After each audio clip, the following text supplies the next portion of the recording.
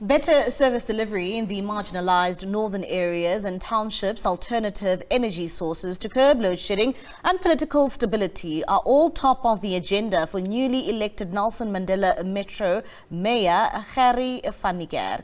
Retief Odendaal received 64 votes while Retief Odendaal received 55 votes. The motion to remove Odendaal and his mayor ousted was brought forward by the ANC and the EFF. Majority of councillors voted in favour of Niekerk as the new leader for the Metro. The ANC's Eugene Johnson was elected as Speaker, while the party's Babalwa Lobishe was elected as Deputy Mayor. Wandisile Chikeka has also been elected as the new Chief Whip.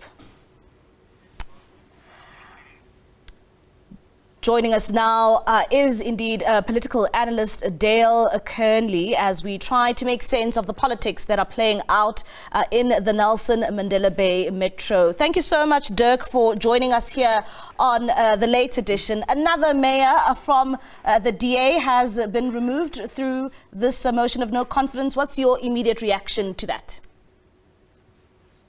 It's Dr. Dale McKinley, and thank you to the listeners and to the Globe.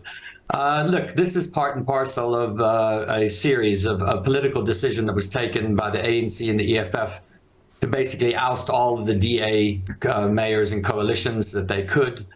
We've seen it happening in Tshwane, we've seen it in Johannesburg, now Nelson Mandela Bay. So that has to be seen.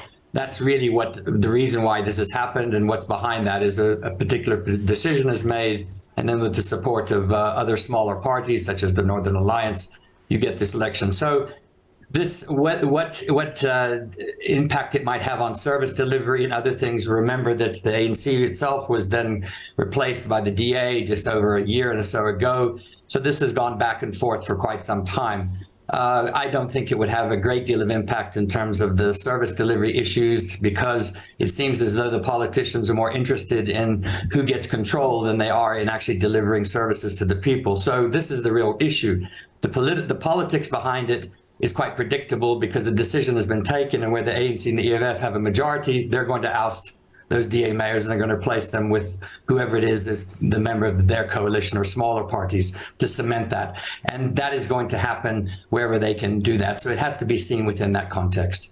All right. And apologies there, Dale, for calling you by the incorrect name. One would say that when you look at this EFF and ANC coalition, it looks as if it's gaining momentum. What do you make of it, especially in line of us heading to the 2024 elections?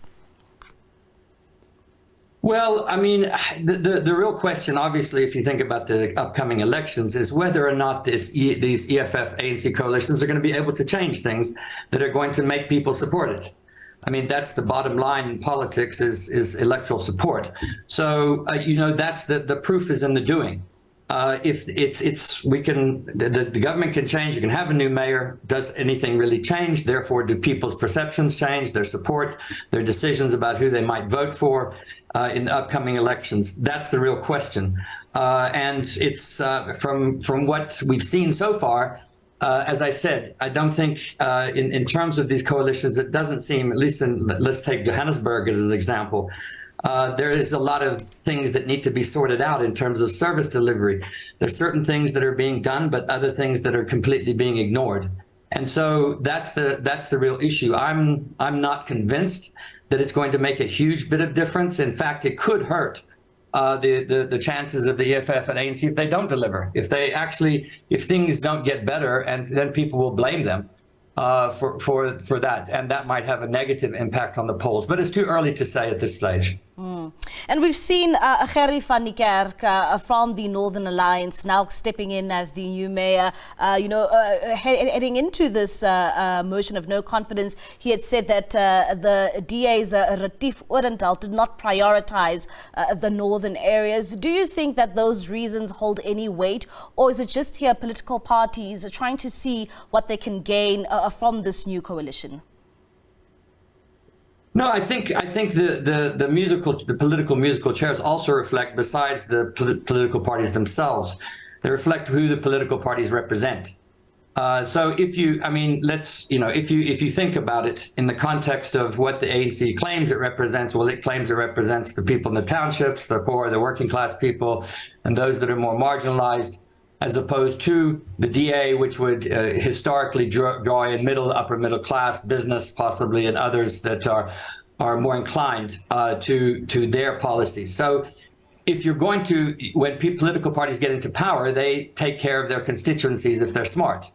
To do that, and that's what happens. And so oftentimes you get the reflections of that in whether it's Nelson Mandela Bay, you get it in Tshwane, you get it in Joburg, in Cape Town, you can see it as well. So it's the nature of the system, the way in which the political parties then begin to favor one section or another. Obviously, then there's the issues of corruption, maladministration, things that just simply don't get done besides that.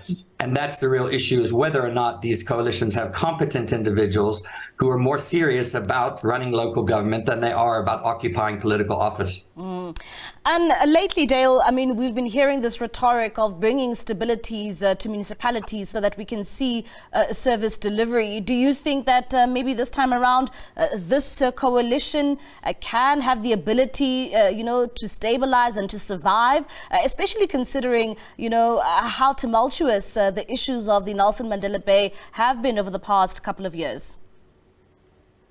Yeah, look, this is a temporary coalition. I mean, let's be honest. The elections are coming up, and the elections could deliver all sorts of outcomes that we have no real. I mean, we can look at polls, we can look at the trends and say, okay, well, the Nelson Mandela Bay, it doesn't look like there would be any political party that would get the overwhelming support of to get a majority, a super majority or anything like that.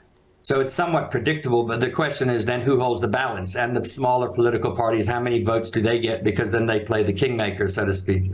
So yeah, this is a temporary by nature. This coalition is temporary, and temporary coalitions generally tend not to be paying attention to actually getting their hands dirty to do the service delivery. They tend to pay more attention to the upcoming elections and what they can showcase. And oftentimes that's not the best news for ordinary citizens, even though some might benefit as a result of certain projects. So I think we have to see it in that way, and then hope that the elections, which are going to be fairly unpredictable, because whatever the case might be, the probability is one coalition or another. The question is whether the politicians have enough political maturity to understand the coalitions result in compromise, and you have to find some kind of ground to govern together, because if they don't, people are going to punish them at the polls.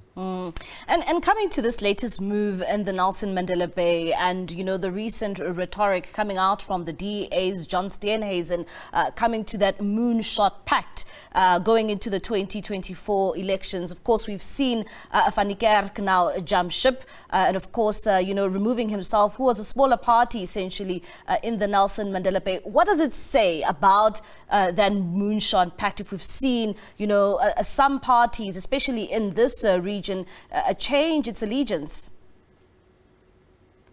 Well, I mean, if we want to use the star analogy, it's probably more of a Neptune pact, because it's that far away from possibly being reality. I mean, that's the bottom line. Whether the DA is serious about it, it doesn't matter whether it's the DA trying to cobble together a coalition or if it's the ANC trying to cobble together a coalition. The questions remain the same. Are they willing to stop acting as bullies, first of all, which people legitimately can claim in some cases where they get pushed around and the small parties feel, that they're not being taken seriously or whatever the case might be, or going in the opposite direction, which is what happened in Joburg with the mayor, the Al Jamaa mayor, and then resigning very soon thereafter, which then just creates more instability and more lack of service delivery.